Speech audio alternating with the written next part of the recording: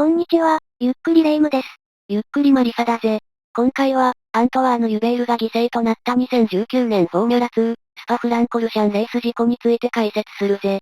このチャンネルではできる限り、3D の再現 VTR を使って、当時の状況をわかりやすくお伝えしています。ゆっくりしていってね。スパフランコルシャンってあの名物コーナーがあるサーキットね。ああ、世界的に超有名なコーナー、オールージュがある。あのほとんど壁みたいな急坂を全開で駆け上がるマシンはものすごい迫力だが、事故も多いんだよな。これから解説するぜ。頼むわね。まずは選手権の概要だ。今回解説するのはフォーミュラ2選手権。フォーミュラ1世界選手権の下位レースだ。ここは常に不安定で変革の波にさらされてきたカテゴリーだ。というのもドライバーは最終的には F1 で戦いたいんだ。F2 の役割は登竜門。F1 参戦チームへのアピールの場だった。であればアピールさえできれば F2 でなくても構わない。実際、参戦コストの低い F3 や F3000 で活躍して F1 参戦チームにスカウトされるドライバーもいた。不人気で一旦2012年に終了した F2 だが、2017年に復活。この2019年シーズンは3年目となる。将来の F1 ドライバーが戦う場所なのね。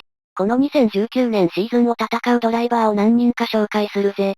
まず皇帝ミハエル・シューマッハの息子、ミック・シューマッハ。今年が F2 初参戦だ。昨年は F3 選手権にフル参戦し、優勝8回の圧勝で見事チャンピオンに輝いた。今年、順当に F2 にステップアップしてきたんだ。日本人選手もいた。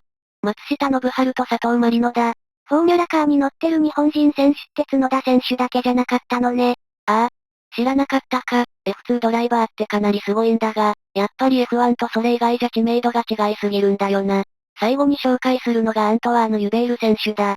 ユベールは F3 相当のフォーミュラカーレース、GP3 の2018年チャンピオンだ。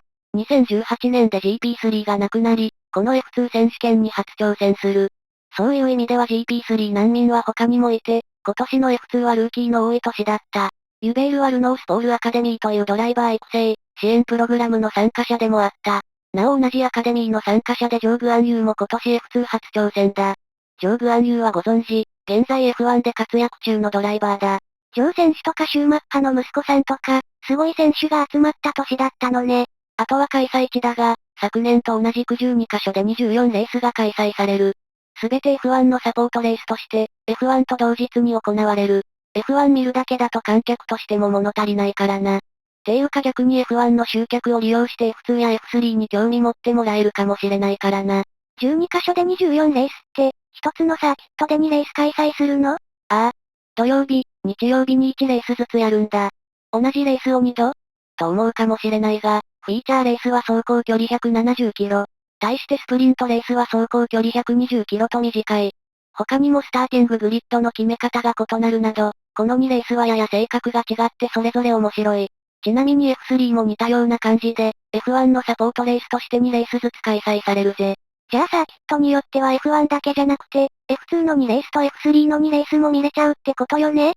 羨ましい。シーズンは途中まで問題なく進行した。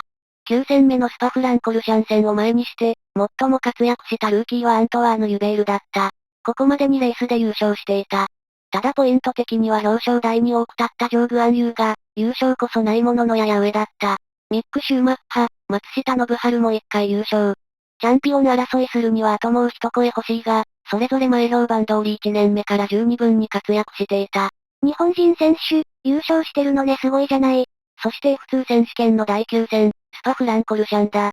F1 ベルギーグランプリのサポートレースとして開催された。コース長は F1 最長となる1周約7キロ。名物コーナーはオールージュ。やや下りの直線から一気に18%の上り勾配を駆け上がる。選手からはまるで壁が迫るかのように見えるそうだ。その高低差は80メートル。アクセルを全開にして2秒で駆け上がるため体にかかる負荷は 5G にも及ぶという。きつすぎる。失神しないの？まあ鍛えてるから大丈夫だ。それより高低差で上下に、カーブで左右に振られるマシンは挙動を乱しやすく、危険が大きい。あと選手も無理をしやすい。ここは7キロもあるのに意外とパッシングポイントが少なく、唯一抜きやすいのがオールージュの後のケメルストレートなんだ。オールージュをいかに高速で抜けられるかがケメルストレートの抜き合いの優劣になる。選手の無理といえば、ステファン・ベロフ選手とジャッキー・イクス選手がポルシェ同士で絡んだ大事故を思い出すわね。ああ。何せ時速300キロ近く出てるからな。あそこで接触しようものなら大変なことになる。他にもオールージュの危険性の話はあるが後で話すぜ。いよいよ F2 選手権のレース開始だ。8月30日金曜日が予選。8月31日がフィーチャーレースで25周。9月1日がスプリントレースで18周のバトルだ。フィーチャーレースは定刻の16時45分に開始された。オープニングラップで最初の事故があった。もうユベールなの？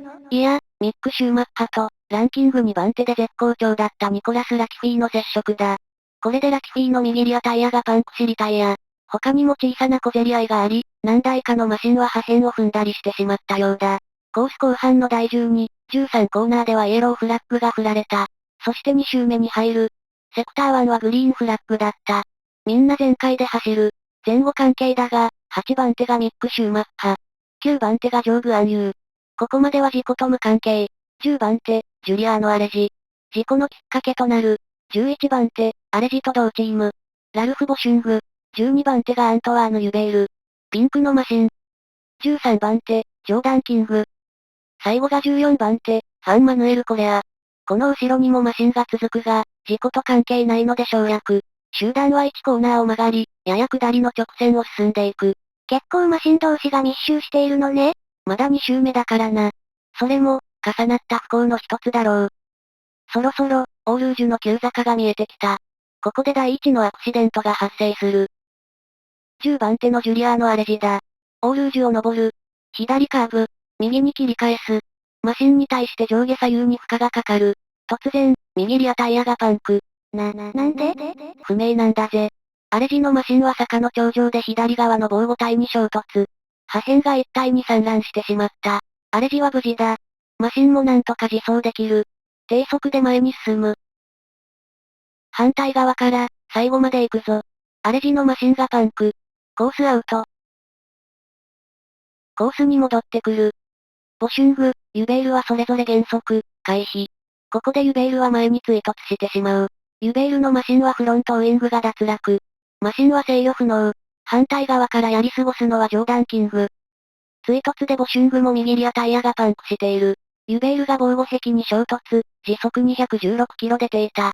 コースに戻る。後ろから来たファン・マヌエル・コレアが衝突。コレアも218キロ出ていた。ユベールにかかった衝撃は 81G。ほぼ静止状態から、瞬時に時速100キロ超に加速させられた。ユベールのマシンは再度、防護壁に衝突。ピットロードとの合流地点あたりで静止。なんていうひどい事故。後ろの方の選手ほど、前方の事故を察知して対応しやすいはずよね。コレア選手の衝突とか、避けられなかったの？見ての通りオールージュを登りきらないと前方の状況は全く見えない。左に待機所があるがイエローフラッグに変わったのはコレアが通る 1.5 秒前だ。注意しようがなかった。コレアはアレジの破片に当たってしまう。フロントウイングが脱落。コレアも、制御不能だったんだ。そしてユベールのマシンに衝突。登りきって、気づいた時には遅かったのね。そもそも危険なコースなのね。ああ。この手の事故は多い。次に事故後の状況を説明するぜ。ユベールとコレアの衝突の直後、ダブルイエローフラッグが掲示される。コースに重大な障害物があり急停止等を迫られる状況で出される旗だ。ダブルイエローフラッグは数秒でレッドフラッグに変更された。これはマシンの起動、レース中断を意味する。もちろんその後、レースが再開されることはなかった。そうね、もうレースどころじゃないわ。事故後1分足らずで医師を乗せた救急チームが現場に到着。負傷者を救急車に乗せ、サーキットの医療センターへ。ユベールは手の施しようがない状態だった。事故から1時間半後の18時35分にこの世を去った。まだ22歳、F2 デビューイヤーで2勝を挙げていたんだ。確実に F1 で活躍できる選手だった。F2 選手権で犠牲者が出たのは2009年のイギリス、ヘンリー・サーティス選手以来、10年ぶりのことだった。なおコレアも重傷。復帰までは長い道のりだった。まず近隣の病院に搬送され手術を受けた。脊髄に軽度の損傷が見られ、両足を骨折していた。手術は成功し、イギリス・ロンドンの病院へ転院。そこで新たに急性呼吸不全が発症。人工呼吸器がつけられ、安定はしていたものの危険な状態だった。9月7日から20日まで昏睡状態に置かれ、何度かの手術を受けた。手術は成功。1年のリハビリ生活が始まることになる。コレア選手、またレースができるようになったのかしら。ああ。1年でリハビリ治療を終え、2021年シーズン、F3 選手権で復帰した。2022年の11月には F2 選手権にも出場。3年ぶりに F2 の舞台に戻ってこれたのね。復帰できて本当に良かったわ。レースに話を戻そう。8月31日が事故。翌9月1日の F2 選手権、レース2、スプリントレースはもちろん中止になった。代わって9月1日は F1 のイベント前にユベールの追悼セレモニーが行われた。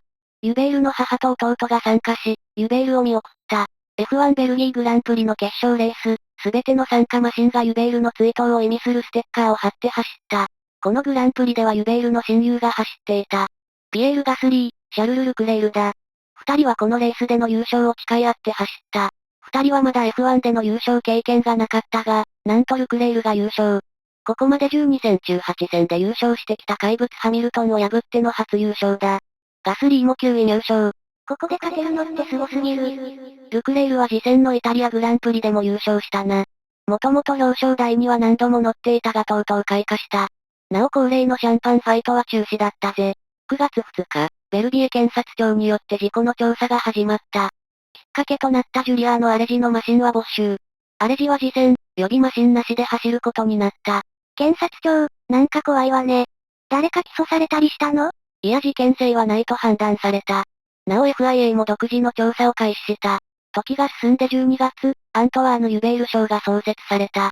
これはその年の F2 選手権でランキング最上位のルーキーに贈られる賞で、2019年はランキング7位のジョーグ・アンユーが受賞した。2020年7月には FIA より事故調査の最終報告書が取りまとめられた。そこには詳しい事故の状況が記載されているが、それはさっき説明した通りだ。係員のフラッグの判断は間違っていないし、選手も事故を誘発するような無理な運転やフラッグの指示に反する運転はなかった、とされた。でも、きっかけとなったアレジ選手のパンクって、絶対その前の週のクラッシュで破片踏んだからじゃないの？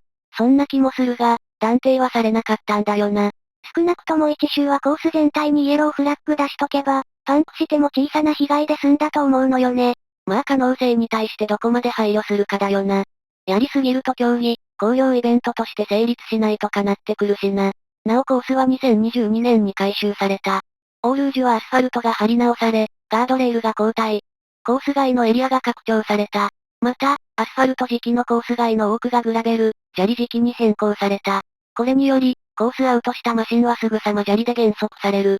壁で跳ね返ってコースに戻ってしまうような危険は減るだろう。ただしコースアウトしたマシンが体勢を立て直してすぐコースに復帰するのも難しくなる。ひとたびコースアウトすると大幅なロスになるだろう。安全第一ってことね。とにかく同じ事故は起こってほしくないわ。今回のコースの大改修で二輪のレースが開催可能になり、スパ24時間が19年ぶりに復活したぜ。生まれ変わったスパフランコルシャンの今後が楽しみだ。以上、今回は2019年フォーミュラ2選手権、スパフランコルシャンレース事故について解説させてもらったぜ。最後まで、ご視聴ありがとうございました。これからもモータースポーツを中心に 3D の再現 VTR 付きで解説していくので、よかったらチャンネル登録と高評価をお願いいたします。また見てね。